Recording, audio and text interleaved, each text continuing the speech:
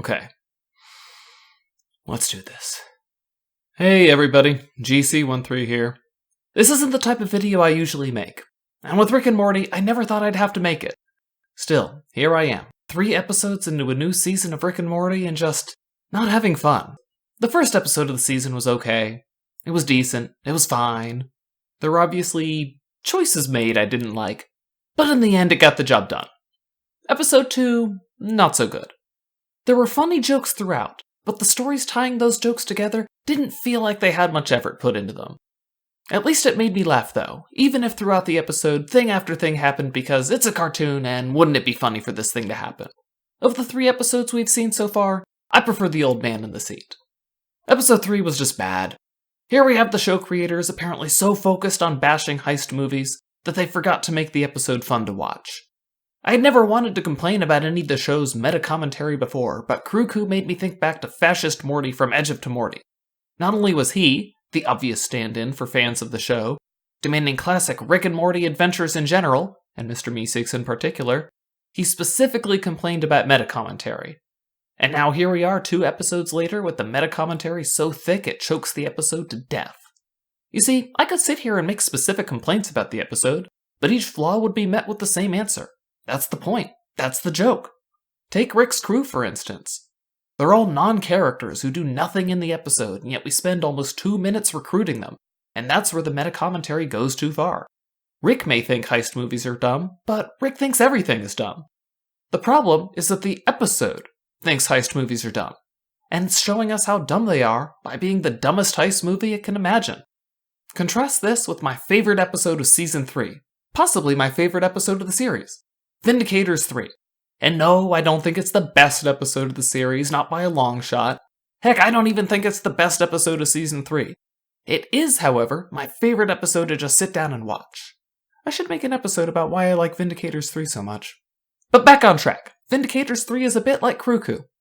Rick thinks superhero ensemble movies like the Avengers are stupid, and proceeds to show Morty how stupid they are. Unlike in Crewcoo, however, Vindicators 3 doesn't agree with Rick. It doesn't show how stupid the Avengers movies are by being the worst Avengers movie it can be.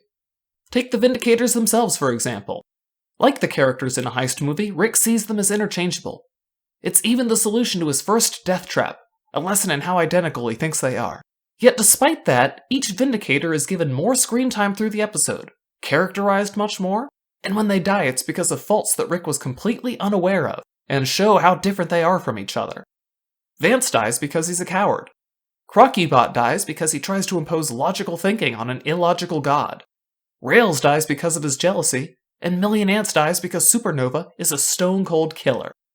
In Vindicators 3, Rick got to make his point about a popular genre without it taking over the episode. Crewcoo choked itself to death proving Rick's point about another popular genre. Looking at the ratings for Rick and Morty, it seems I'm not alone in my skepticism about the new season. Episode 1 debuted at 2.33 million. But episodes 2 and 3 have averaged just 1.64 million, a 30% drop. Season 3 is hard to compare numbers for because of the April 1st sneak premiere ruining the ratings for its official premiere, but its lowest episode, yes, the one after Vindicators 3, pulled in 2.29 million viewers. In Season 2, the second episode did more than the first, and the third was down just 8.5% from the first.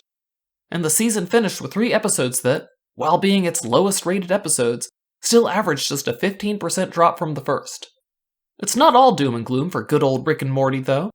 In the end of the first episode of the season, while they did say they'd be making more whatever, which probably includes their meta-commentary episodes like Crewcoo, they also promised more classic adventures.